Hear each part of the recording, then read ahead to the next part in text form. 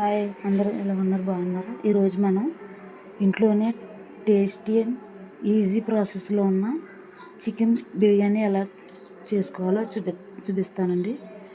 ఇప్పుడు half KG చికెన్లో 2 table spoon అల్లం వెల్లుల్లి పేస్ట్ వేసిన తర్వాత చిటికెడు పసుపు, 2 టేబుల్ స్పూన్ కారం, 2 table spoon curd, 2 table spoon chicken masala ఇవన్నీ వేసి ఒక అరగంట పాటు దీన్ని మ్యాగ్నేట్ చేసుకోవాలి.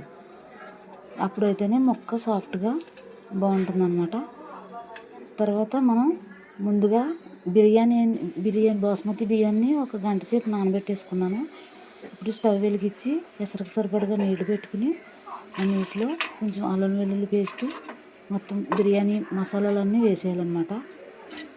ఇలా వేసుకున్న తర్వాత దీంట్లో కొత్తిమీర, పుదీనా, 2 పచ్చిమిరపకాయలు, సాల్ట్ ఇవన్నీ వేసి ఎసరు మరగనిచ్చుకుందాం. ఇది మరిగేలోపు మనం వేరే స్టవ్ మీద చికెను మ్యాగ్నేట్ చేసుకున్న చికెను ఉడకబెట్టుకుందామండి. వేరే స్టవ్ వెలిగించి దాని మీద బాండీ పెట్టి ఇప్పుడు మనం అరగంట సేపు మ్యాగ్నేట్ చేసుకున్న చికెన్ని ఆయిల్ వేయకుండా ఉడకబెట్టుకుందాం. మొత్తం నీళ్ళన్నీ ఇంకిపోయేలాగా దీన్ని ఉడకనిచ్చుకోవాలన్నమాట. ఇలా ఉడకనిచ్చుకుంటేనే అప్పుడు దాంట్లో ఉన్న నీరంతా ఇంకిపోయి ముక్క అనేది సాఫ్ట్గా తొందరగా ఉడుకుతుంది అన్నమాట.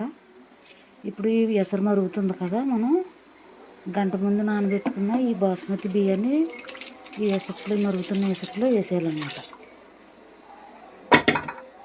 హాఫ్ బాయిల్ అయ్యేదాకా ఉడకబెట్టుకున్నాం. దీన్ని ఒకసారి తిప్పుకొని సాల్ట్ ఏమన్నా తక్కువగా ఉంటే వేసుకుని దీన్ని హాఫ్ బాయిల్ అయ్యేదాకా ఉడకబెట్టుకుందాం.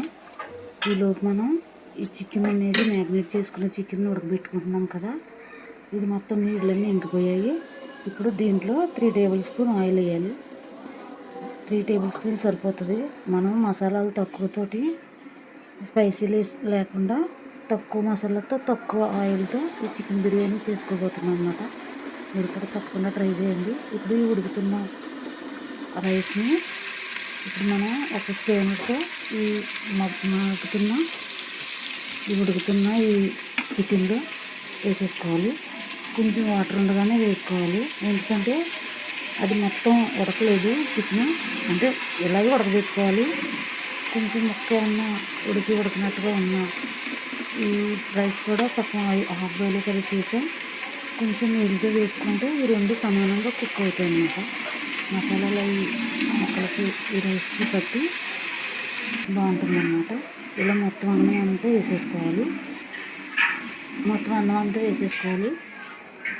ఇలా వేసుకున్న ఈ రైస్ ఈ చికెన్ ఈ బిర్యానీ మీద మనం ఇప్పుడు పుదీనా, తర్వాత కొత్తిమీర, తర్వాత 2 టేబుల్ స్పూన్ నెయ్యి వేసుకుంటే బాగుంటుందన్నమాట.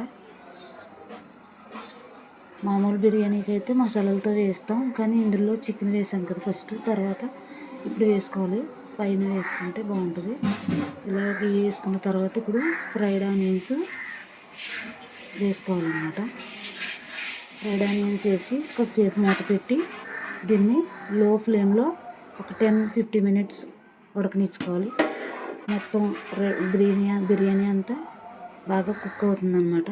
దీని మీద బరువు ఏమీ పెట్టలేదు, ఓన్లీ ఇలా మూత పెట్టి ఒక 50 మినిట్స్ ఉడకనిచ్చాను.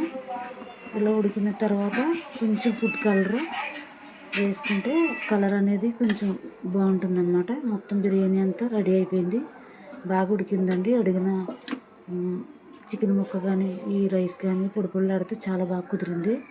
మీరు కూడా తప్పకుండా ట్రై చేయండి. చాలా ఈజీ ప్రాసెస్ అన్నమాట. ఈజీ ఇంట్లోనే chicken biryani half KG chicken